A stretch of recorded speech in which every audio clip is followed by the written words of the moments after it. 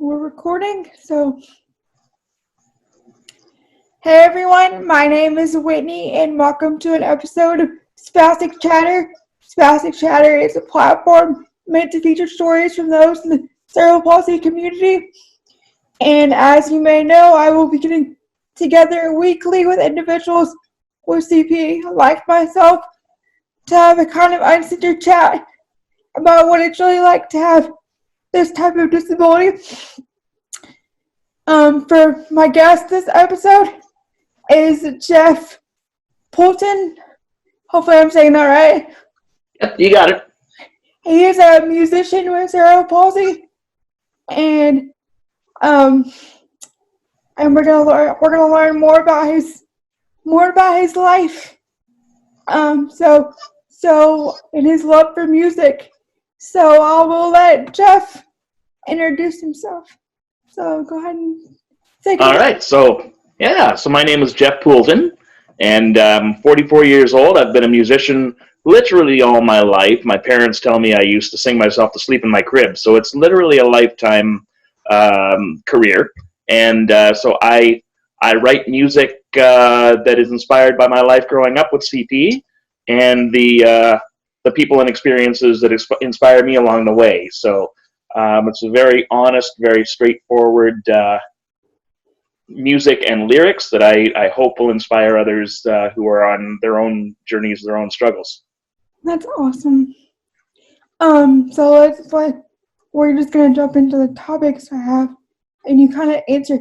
Well, you kind of hit it at this.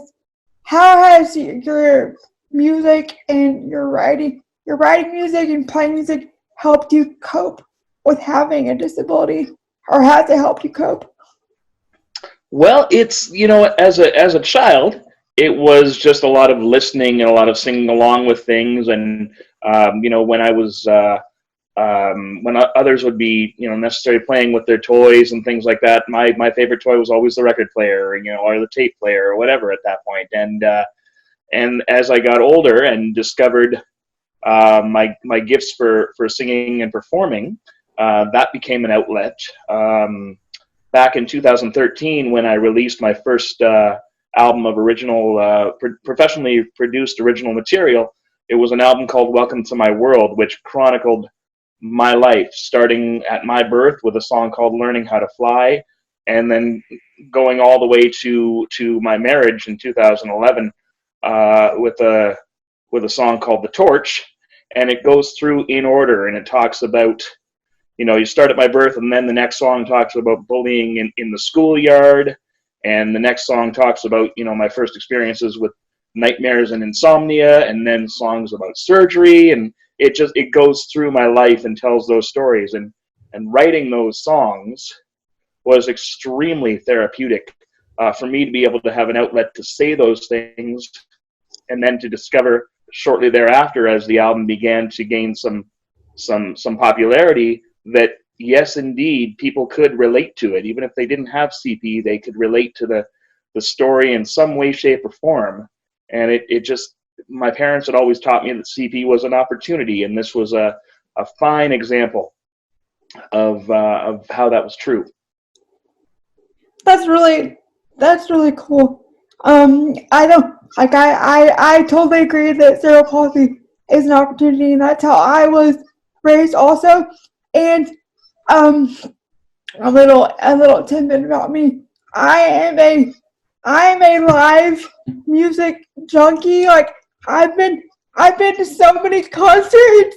So music is how I coped, or I continue to cope with having a disability. Like it is, I was too, like one of the ones that I would go to I would have my iPod on, or like my MP3 player, and just like drown out the world and listen to music. So I can kind of relate to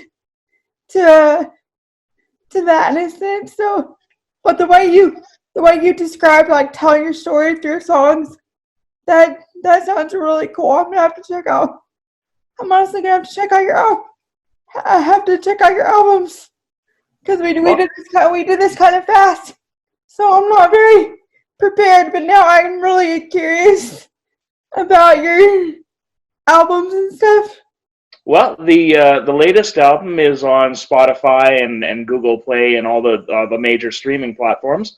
The first three you can find them on iTunes, and there's a Christmas album in there too. So lots of different sounds and lots of different styles. You were mentioning yourself, you're a live music junkie. You've been to a lot of concerts. Yes. Who have you seen? Well, I'm gonna be honest. Like growing up, like I was born in '90.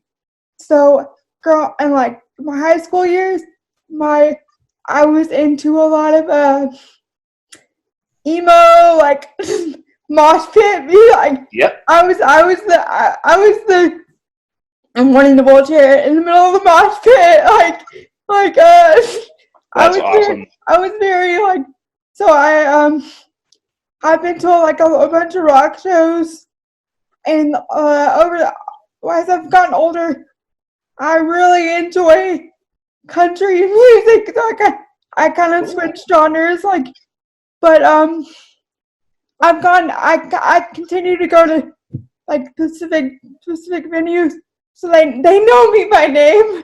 The people that work there, That and is like awesome. the musicians that I see, I've seen them more than once. So they've kind of like we kind of got a relationship now. Because I'm not one of those people in wheelchairs that like to be in the back. No, I'm like at the forefront. I'm like at the forefront. Like Yep, I want to be. I absolutely. want to be seen. I want to see.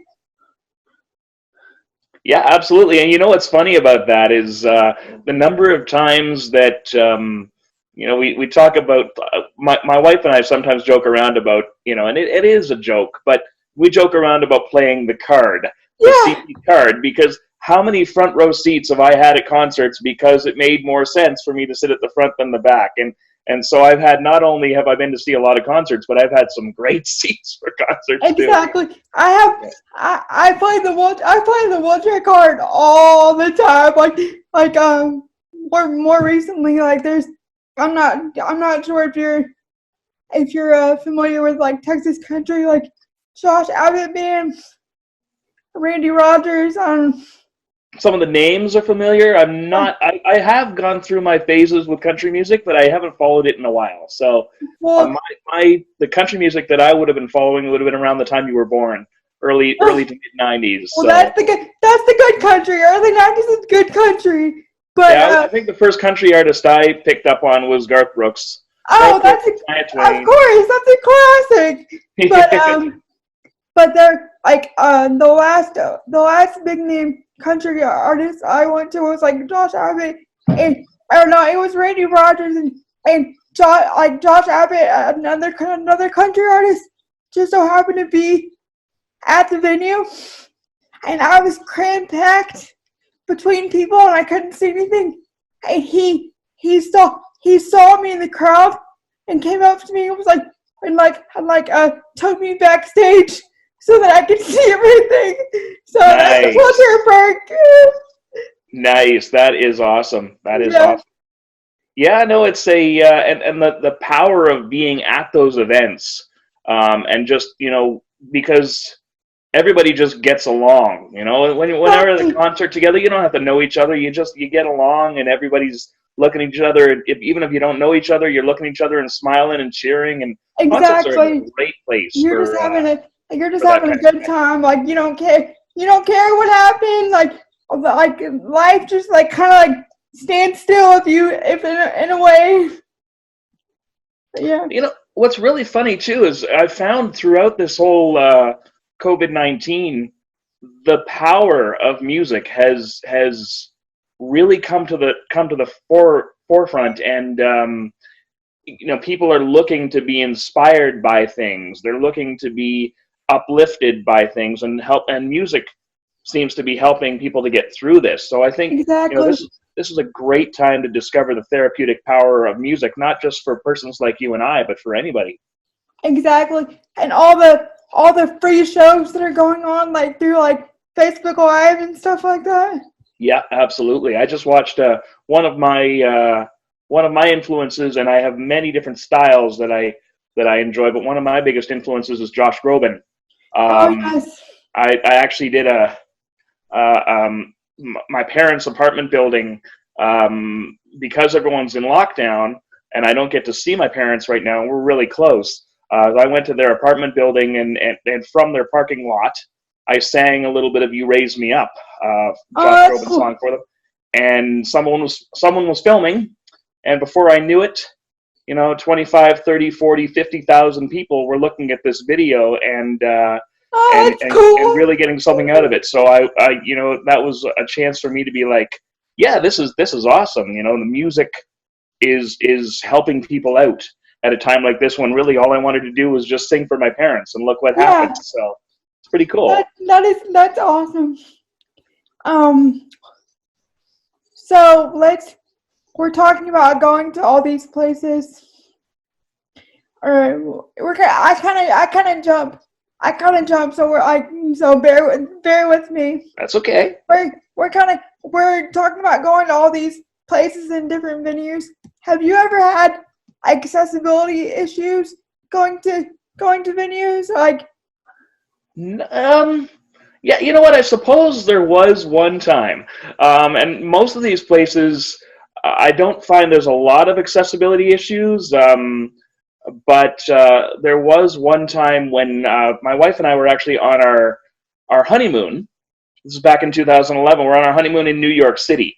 Um, Me being a musician, my wife is a theater buff, so we had gotten tickets for a lot of different shows while we were there. So we had tickets for Rent, we had tickets for the Spider-Man Broadway show, actually, and we had one for Wicked, and we had one for Phantom of the Opera. that's Now, cool. Phantom of the Opera was in an older theater, and we had balcony seats. Well, I'm on crutches, so I can Yeah, do stairs if I have to, yeah, but I didn't realize how many stairs we were really dealing with here. So yeah, we asked. That was really the only time I've ever been up against an accessibility issue, because of the age of the building, they didn't have an yeah, elevator. So we did have to ask for some assistance, and we ended up with seventh row seats on the floor instead of having to be on the on the balcony. So yes, I have encountered some accessibility challenges, but in the midst of that, I've also experienced a lot of care and compassion and understanding yeah, from the people who are helping us to find ways around those challenges. So yeah, it's nice to know that there are still good, kind people that are willing to help in the world, and in some way that's because of some of those accessibility challenges. Now, that was 10 years ago but I or can, 9 years ago. Things have changed even since then. but it's But still yeah, that's probably the most. it's still sort of the same because I can relate to that also that the ages of the building usually are the only accessibility issues that I've run into to like the age of the building, like going to the bathroom or like going to the bar or something. But like you said, all you really have to do is just ask, That's and right. the staff at the venue are more than like usually they're more than willing to accommodate. Oh, Or absolutely, yeah, absolutely. yeah. Yeah, like I So say, there's good people out there. You just have to be willing to put yourself out there a little bit and say, "Can you help me out?" yeah, and you have to remember that when you're going to places like that, we're all there because we have a common we have a common trait that brings us together for like the joy of the music or whatever. I didn't word that correctly, but you know what I'm trying to say. Absolutely, yeah, yeah. Of course, you're connecting with when you're connecting with people. It's easier to sort of to be yourself with them, and Yeah, to feel like you can ask for those, that assistance and that sort of thing, because you already feel somewhat connected. Is that what you're yeah, meaning? yeah, Yeah, Yeah, you got it. You get it. So whenever you record, because you do your own live music, right? You like you were saying, you go to venues and like put on shows and things like that. I do, and actually, it's funny that you should bring that up here because I take a very different approach to my shows. I don't have a band, and I don't play any instruments. So I hear you ask, well, how do you do this then? So I have a friend of mine who operates right here in my hometown in Kitchener, Ontario, Canada, and he's a multi instrumentalist and he's a producer. So what we do is I'll take him basic ideas for songs. Here's a few chords, just sort of feebly strummed out on my acoustic guitar, and here's a melody. And what he does is he helps me to arrange the instruments. He plays them. He helps me to arrange the instruments in ways that that bring the song together and make it into a fully produced song. And then what I do is I take the essentially karaoke versions of my own songs, create tracks, and then when I go to a live show, I have visuals on a screen behind me that are just projected from my computer, and the tracks for these songs. So what I end up doing is I'll have lyrics and visuals that go with the songs, and between the songs I tell the stories about what inspired them and why I like to sing those particular songs, and it becomes essentially, it's almost a one-man show, except my wife is the one that's running the computer. So, and so instead of having to worry about all the logistics of setting up a band and doing a big long sound check and all those kinds of things, I just have to set up a mic, a computer, and a screen and a couple speakers, and I'm good to go. And people seem to really, I questioned whether people would get anything out of that, but when I do shows, people seem to really enjoy it. They seem to really get something out of it, so that's great. That's awesome. So you kind of hit on people's perceptions. Have you ever dealt with like negative like people being negative? Well, it's funny that you should ask that. That's one of the stories that I use in my show. Is that years ago when I was 16, so that's going back to about 92.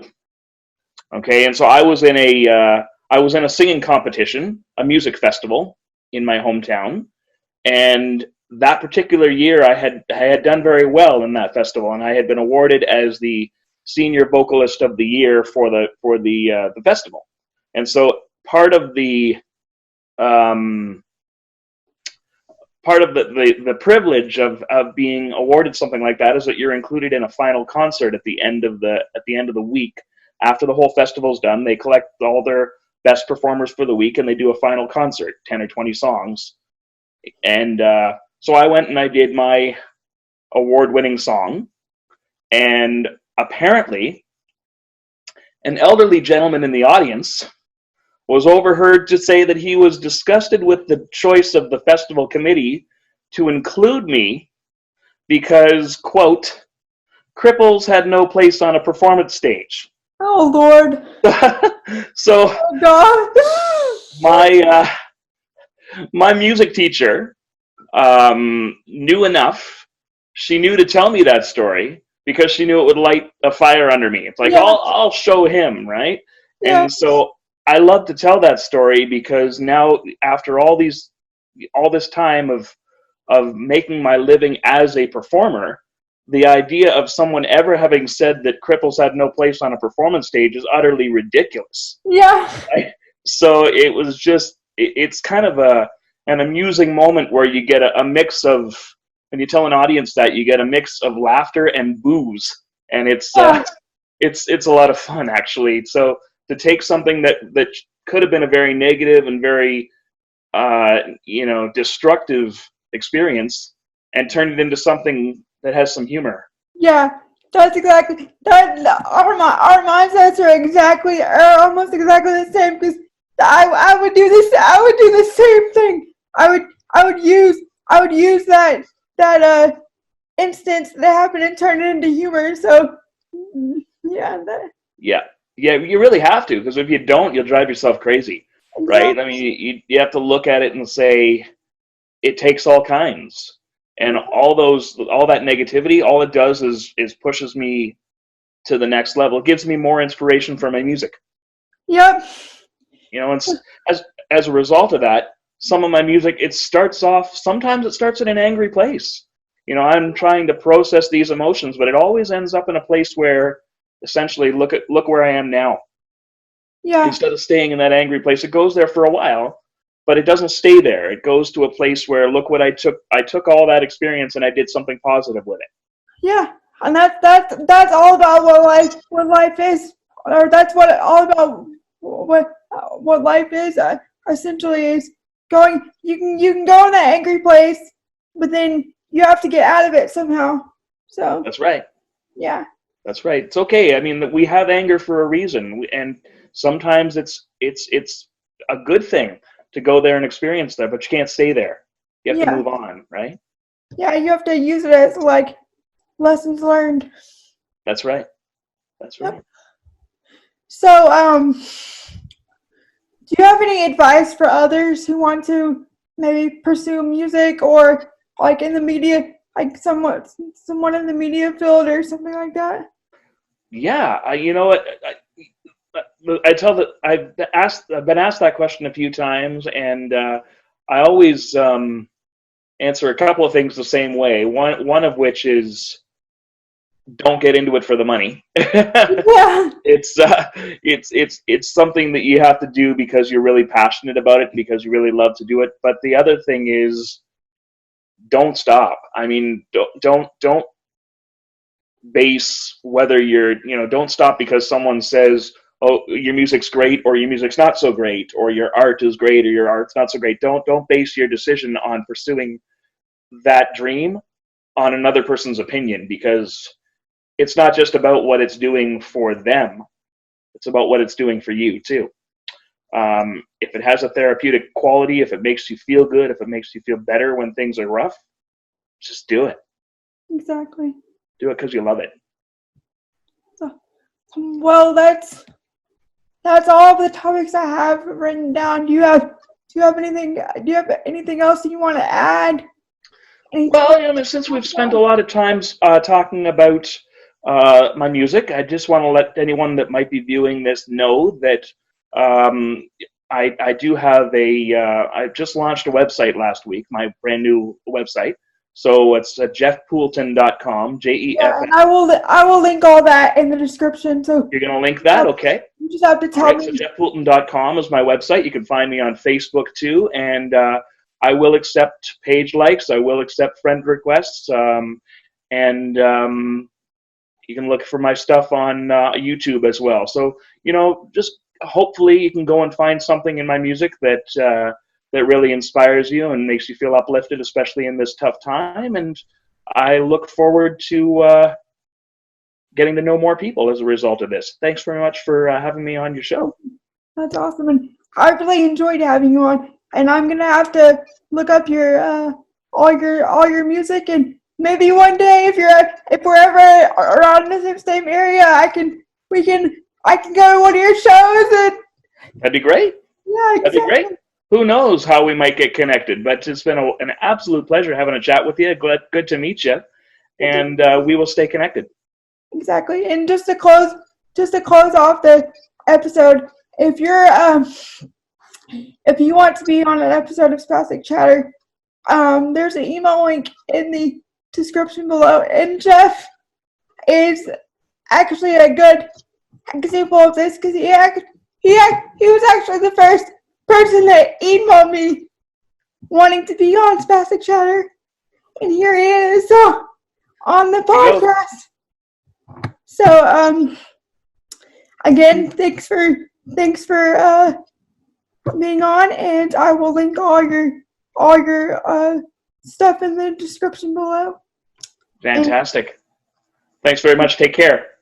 And thanks everyone for watching. Bye. Bye-bye.